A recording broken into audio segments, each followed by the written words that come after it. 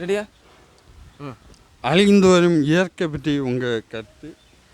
அதாவது அழிந்து வரும் இயற்கையை பற்றி என்னுடைய கருத்து என்னவென்றால், இங்கே தற்போது தென்னை மரங்கள் நிற்கின்றது, புல்கள் நிற்கின்றது. இந்த புல்கள் நிற்பதால் தான் இந்த பசுக்கள், தாவர உண்ணிகள் எல்லாம் இவை உண்டு அழகான முறையில் நமக்கு பால் கிடைக்கின்றது. நாம் ஆரோக்கியமான உணவு முறைகள் கிடைப்பதற்கு ஏதுவாக இருக்கின்றது. இப்போது நாம் இந்த இயற்கையான தென்னை மரங்கள், இந்த புல்லுகளை எல்லாம் அகற்றி விட்டோம் என்றால் நமக்கு தேவையான ஆக்சிஜன் கிடைக்காது, தேவையான நீர்கள் கிடைக்காது.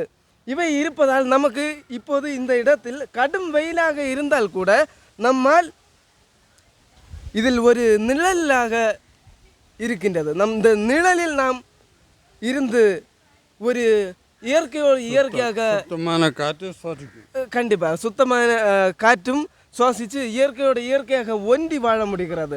இதே நேரத்தில் இந்த மரங்கள் எதுவும் இல்லாமல் இருந்தால் மொத்தமாக வெயில் நேராகவே நம்முடைய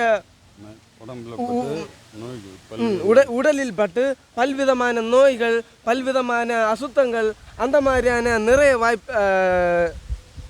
தேவையற்ற உடல் சார்ந்த பிரச்சனைகள் வருவதற்கு வாய்ப்பு இருக்கிறது. இப்போது பாருங்கள், எவ்வளவு அழகான காற்றுகள் நம்ம இது படுகின்றது. இப்போது நம்முடைய தேகம் குளிர்கின்றதா இல்லையா? இதனால் நிறைய இடங்களில் மரங்களை எல்லாம் வெட்டி கொண்டே போகின்றார்கள். நான் என்ன கூறுகின்றேன் என்றால், அதை தவிர்த்து விட்டு மரங்களை மீண்டும் மீண்டும் வளர்க்க வேண்டும். இப்போது நம்முடைய இந்த பகுதிகளில், குறிப்பாக கன்னியாகுமரி, கேரளா பகுதிகளில் எல்லாம் இந்த மரங்களை வெட்டுவது கிடையாது. ஆகவே தான் இப்பொழுது நம்ம நிம்மதியான ஒரு வாழ்க்கையை வாழ முடிகிறது. நிறைய இடங்களில் இந்த மாதிரியான இயற்கைகளை அழித்து தரை மட்டமாக மாற்றிவிட்டார்கள். இதனால் தான் நிறைய இடங்களில் வெப்பமண்டலங்கள் அதிகமாக வந்து கொண்டிருக்கின்றது. இதை முற்றிலுமாக பொதுமக்களாகிய நாம் கடைபிடித்து இதை தவிர்த்தாக வேண்டும் என்பதனை இத்தருணத்தில் கூறிக்கொள்கிறேன். இயற்கைகளை நாம் வளர்க்க வேண்டும். அப்போதுதான் நமக்கு ஏற்ற ஒரு சூழல் அமையும். நமக்கு ஏற்ற இயற்கை உணவுகளை உண்டு நோய் நொடி இல்லாமல் வாழ்வதற்கான ஒரு வாய்ப்பும் இருக்கின்றது. இப்போது பனை மரம் எடுத்துக்கொள்வோம்.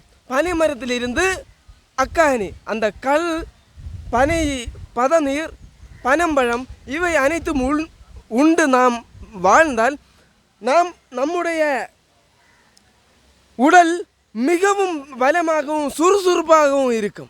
இதன் மூலமாக நோய் எதிர்ப்பு சக்தியை எதிர்கொண்டு நம்மால் செழிப்பாக வாழ முடியும், நலமுடன் வாழலாம். ஆகவே இயற்கை வளங்களை பாதுகாப்பும், இவருடன் ஒன்றி வாழ்வோம். நன்றி. இயற்கையுடன் ஒன்றி வாழ்வோம். இயற்கையுடன் ஒன்றி வாழ்வோம். நன்றி.